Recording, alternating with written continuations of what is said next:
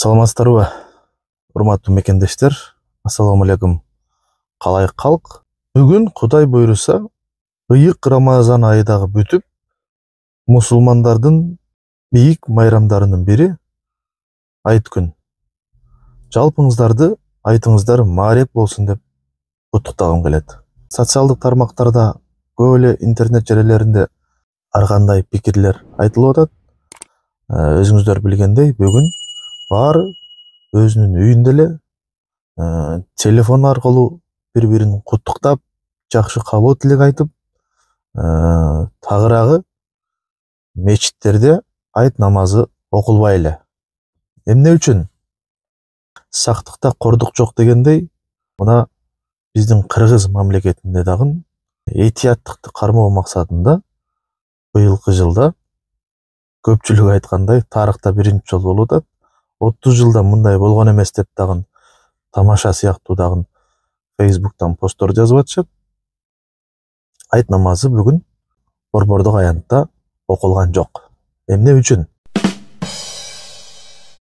Москва областындагы чоң концерттик зал Крокус Сити борборунда үрөйдү учурган окуя болгон соң, дагы мындай болбойт деп эч ким кепилдик бербейт деген максатта коңшулаш өлкөлөрдө дагы ушундай режимди кабыл алып отурушат.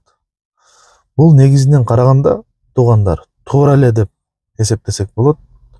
Кээ бир кишилер эмне үчүн мындай болот эле деп ой пикирлерин жазып атышат, айтып атышат.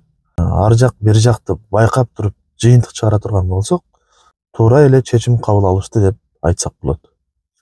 Мына Орусиянын падышасы Владимир Путин дагы алдын ала эле мусулман элине кайрылып, ушундай акыбалда, ушундай кырдаалда айт намазына эле байланыштуу эмес, кафелерде дагы мурдагыдай жана башка концерттер дагы бүт токтотулуп, убактылуу бул нерселерге бөгөт коюлуу чечимин кабыл алды да. Бул көрүнүштү биз туура эле көз карашта кабыл алсак болот да.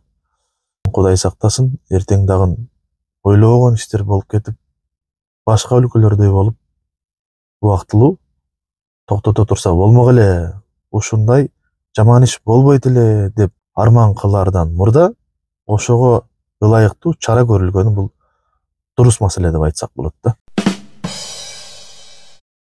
Бирок учурда Питер шаарында уруксат берилди деп айтып атышат. Айт намазын окуганга мечиттерде уруксат берилди деген маалыматтар чыккан. Эми бул канчалык деңгээлде туура болот, ал жагын көрө жатарбыз. Сиз менен бизге азыркы тапта этият кармап турган эч качан ашыктык кылбайт деп айтар элек да.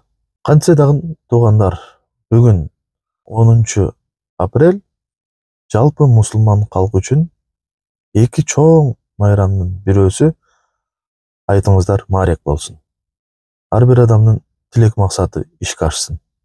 Жакшы ниет менен кармаган орозоңуздарды жараткан өзү кабыл кылган болсун дейли.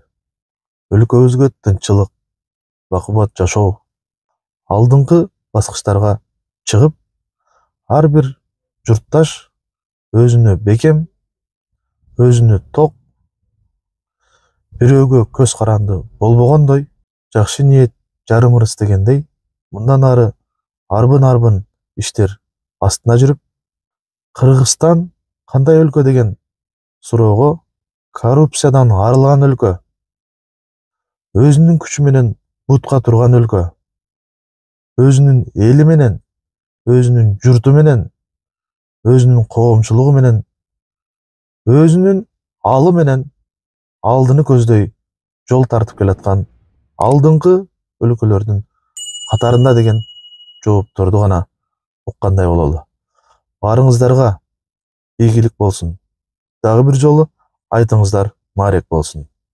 Ассаламу алейкум.